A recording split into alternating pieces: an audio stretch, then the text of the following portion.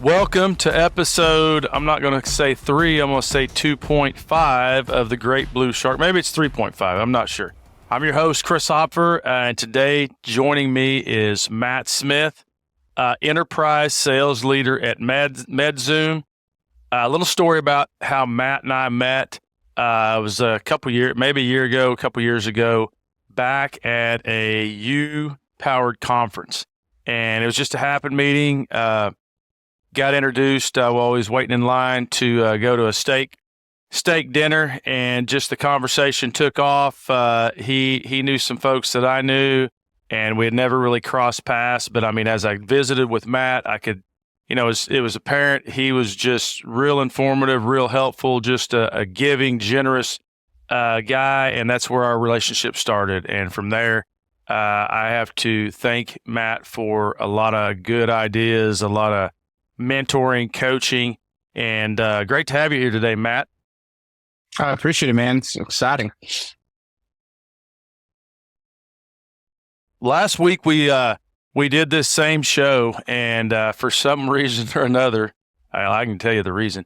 It was I didn't remember to hit the record button. I thought I did, I just couldn't find it. And then my podcast host, Ed, I sent it over to him. I was like, "Hey, how's that podcast coming along? How's it rolling?" And he said, "Chris, it didn't get recorded." And I was like, "What?" So anyway, thanks for coming on, Matt. Tell me, how did you start your career in sales? Tell me, kind of go from the beginning. How'd that start? Yeah, man. So my first sales job was actually enterprise rent-a-car. People joke about it when you go through it. It's its own MBA crash course on sales, and it really is. So while I was there, man, I really learned sweat equity. And I say that both figuratively and literally. I mean, you learn a lot, but you also, back in the day, you're out there in a suit, sometimes 3-piece suit and tie, white shirt, cleaning cars in 100-degree weather. But you learn why you do it. You do it because you're taking care of a customer. During my time there, I was pretty fortunate. I had clients, guys may know now, Gus Malzahn, Hugh Freeze, when they were head coaches at Arkansas State University, they were clients of mine. So we had their travel while I was store manager there, helped them with recruiting. So you learn the value of doing it the right way on the front end. So that's kind of, for me, that was my crash course. It's been 8 years there, running it, doing it. And still to this day, a lot of things I do in practice right back to that time at Enterprise. So it sounds to me like, it's sales 101, but it's funny how a lot of those things get lost. You talk about taking care of the customer and having the customer's interest in mind only, and the customer is the centerpiece. That's pretty miraculous. So you've had quite a few sales positions in your career. Just looking over here your resume, what's your favorite? Your most favorite interesting role that you've had?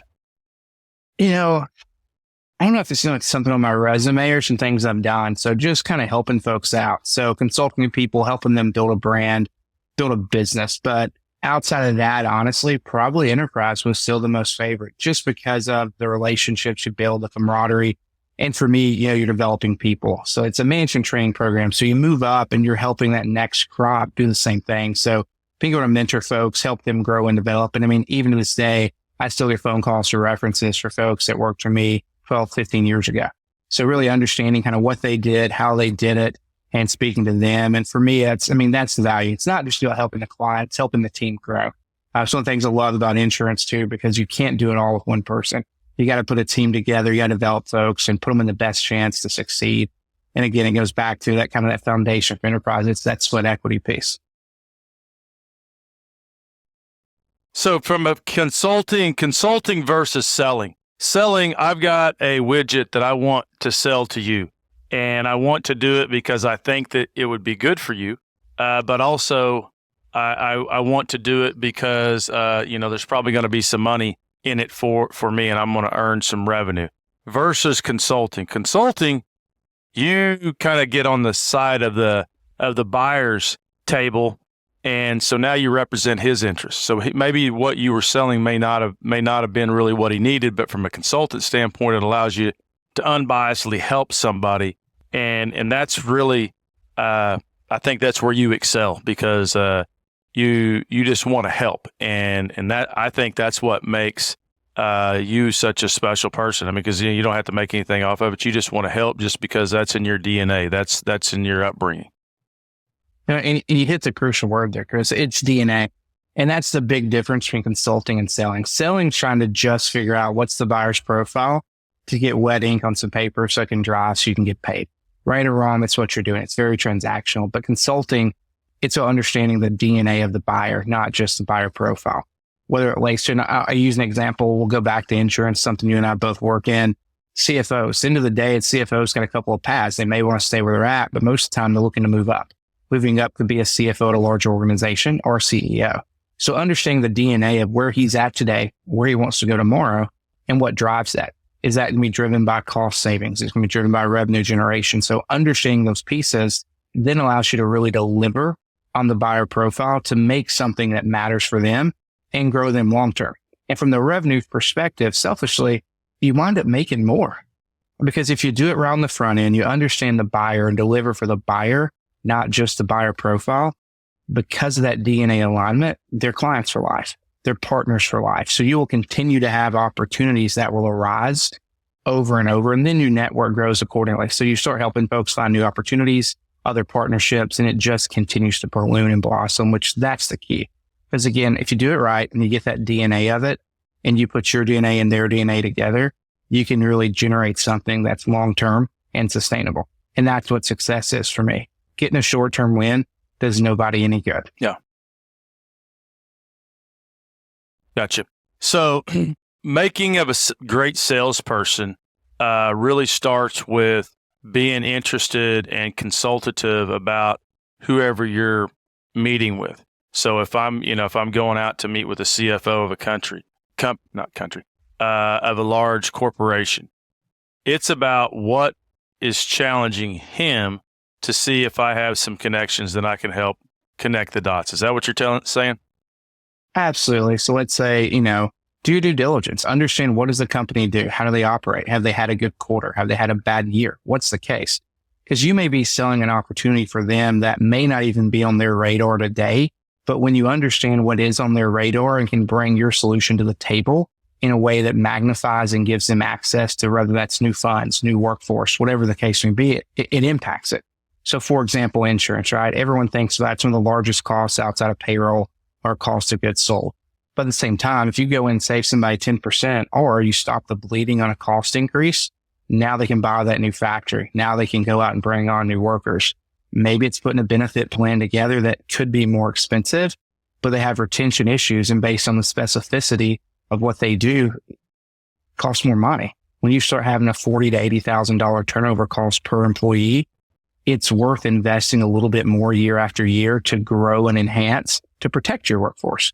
But if you don't dig in and understand what drives that individual's business and what they determine to be success, both financially and from a profit standpoint, outside of just the dollars and cents, keeping their people and finding ways for them to grow, you can't be successful with them. So digging in and taking the extra time to understand their business, that's one of those keys. And it's also how you get to the DNA of the buyer. Because why'd they get there? You got to ask yourself sometimes, why do people go into health insurance? Why do people go into property and casualty insurance? Why they work for a hospital?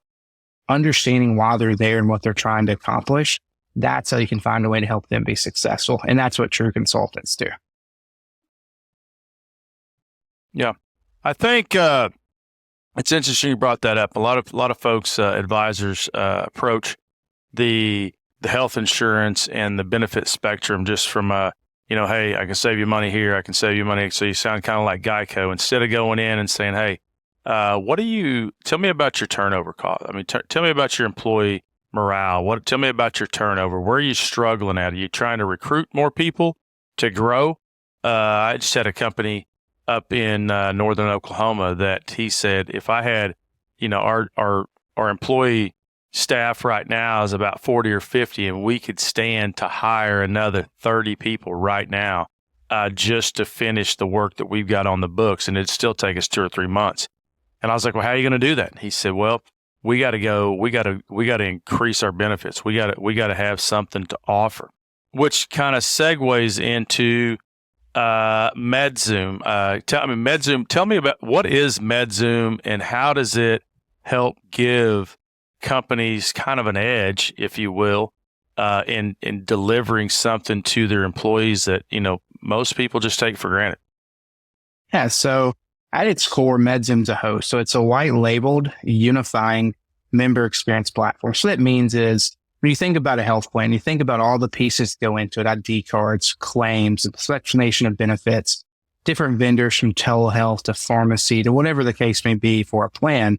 People have to go to 10 to 12 places a lot of times just to find that. They don't know where their plan documents are. They don't know what their copays are. So Medxoom puts all the information in one place so the member can access it in that single source. And the beauty of what's behind Medxoom is we brand that. So that could be branded specifically to a consultant, a TPA, to the employer group where they get to feel good and see it. And from the member's perspective, now they have something that they know delivers for them. It's a single point of contact and it becomes a contact mechanism for them for their partners. So for you, let's say you've got a client and you want to make sure if they have questions about their benefits, they make that first call to you and your team. So they press the button a second time, and now they're dialing the phone number directly to their team. So now instead of them having to look for a place to find answers, they have the answers in one place. So, people ask if, sum up Medxoom in 2 or 3 words, we're a host for health benefits. That's what we really do is we take and work with our strategic partners and allow them to put the best plans together. And we just unify them in one single application to make sure the members have easy access to execute on it. So it's kind of it's a technology platform that reaches members where they're at. And that kind of leads to the next question is, most employers, it's probably not for the first time in history, but as technology has advanced, you have got the older generation that struggles with, this little device right here. I can't even see it right here, this cell phone. And it's tough for them to navigate. Then you got other parts of your workforce that they would rather text a question than to call somebody because I don't know if they're shy to call or what the case may be. But that was what the intriguing part of Medxoom's application was for me, is it within that app, it give the member the ability to meet them where they're at. So if they like to call, push this button to call. If you want to text. If you want to DM, whatever. Or if you just want to do self-search, it allowed them to do that. Kind of dig into that a little bit. Yeah, so it's multi-generational. That's one of the things we're all facing in the workforce today. We've got folks that literally span 4 to 5 different generations. So because of that, you've got a different technical wherewithal and expertise. So being able to have multiple solutions allow our partners to be able to touch their entire workforce rather than only going after one subset. So folks who understand, hey, we've got telehealth, but they'd rather call, they don't have to use, let's call it a FaceTime or some other video channel to do it. They can call, they can text. You get folks who, when they're searching for a doctor, they don't want to go to Google. They want to have a place they can go directly to. Or maybe they want to connect to a concierge team and say, hey, I need to go get an MRI. Where should I go? So if they don't want to search it, they don't want to have to text and ask. They just want to have someone do it for them and handhold them. They can go to any of those extremes. And that's what has set Medxoom apart over the last few years, is that multi-dimensional and multi-generational point of contact that allows folks where they're at. Because at the end of the day, it doesn't matter how long you've been in the healthcare space. Doesn't matter how long someone has had health insurance. Their education and understanding of that, they vary, and it's a vast variance. So being able to allow for folks to come at it from multiple different ways and vantage points, that's where you get success. Well, I bet in the last economic downturn that we had and kind of going back to the COVID when everything got locked down, I bet that this tool was a lifesaver for some folks, just having all that stuff in one place to, for their members to access their benefits, right?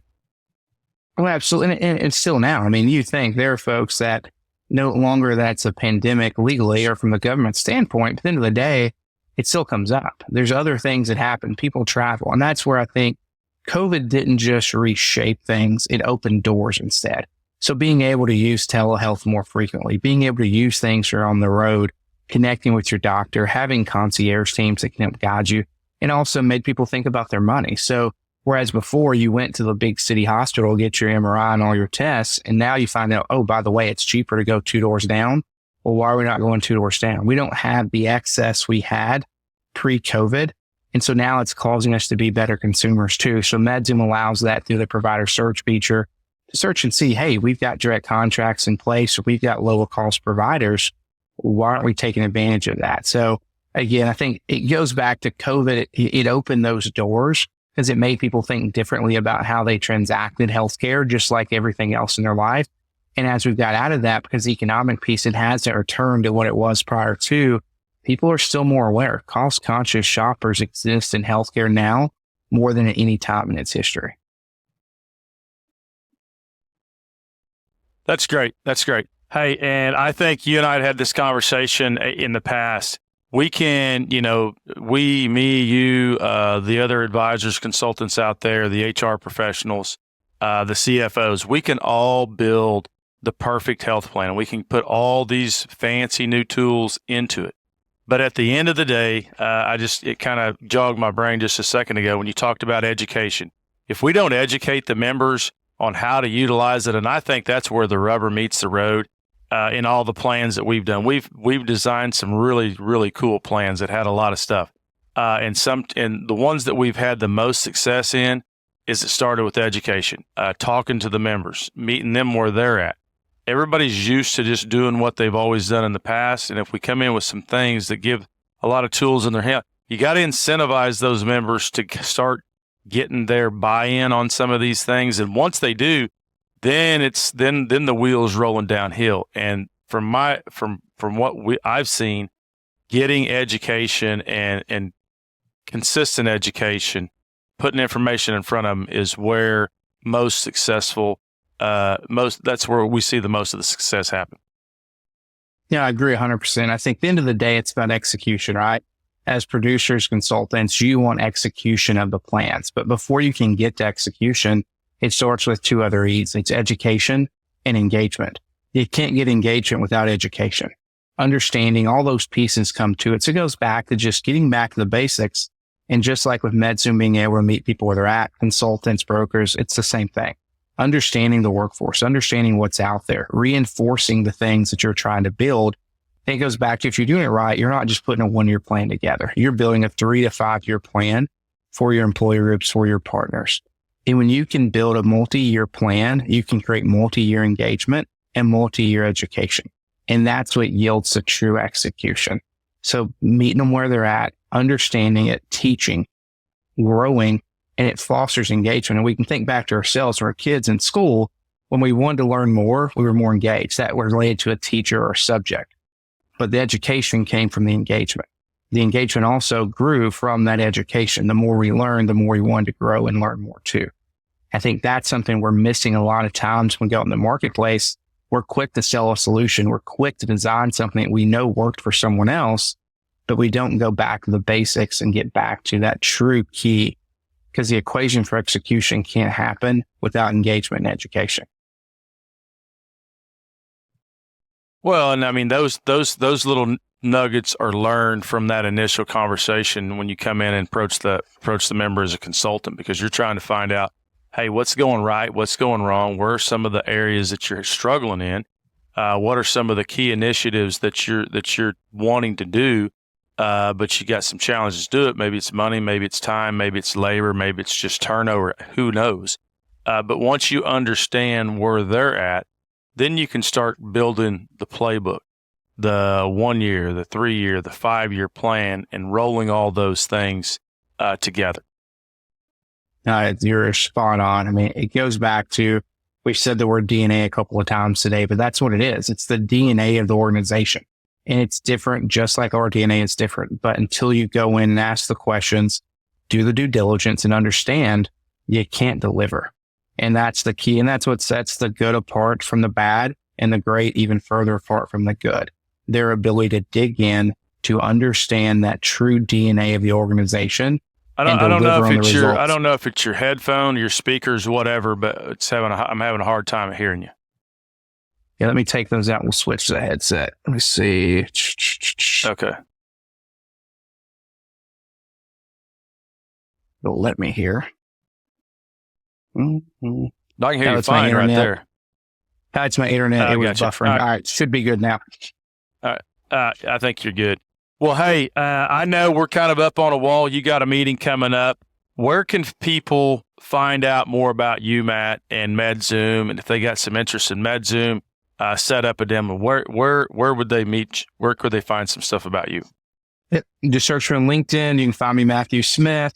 Search Medxoom, MEDX is an X-ray, OOM. Got a website, medxoom.com, either or. Just feel free to drop me a link, DM me on LinkedIn, and we can follow up from there for you. Hey, and perfect. Well, Matt, thank you so much for joining me today, and thanks for everybody tuning in. If you got any questions that you'd like answered by the Great Blue Shark, feel free to reach out to me on LinkedIn.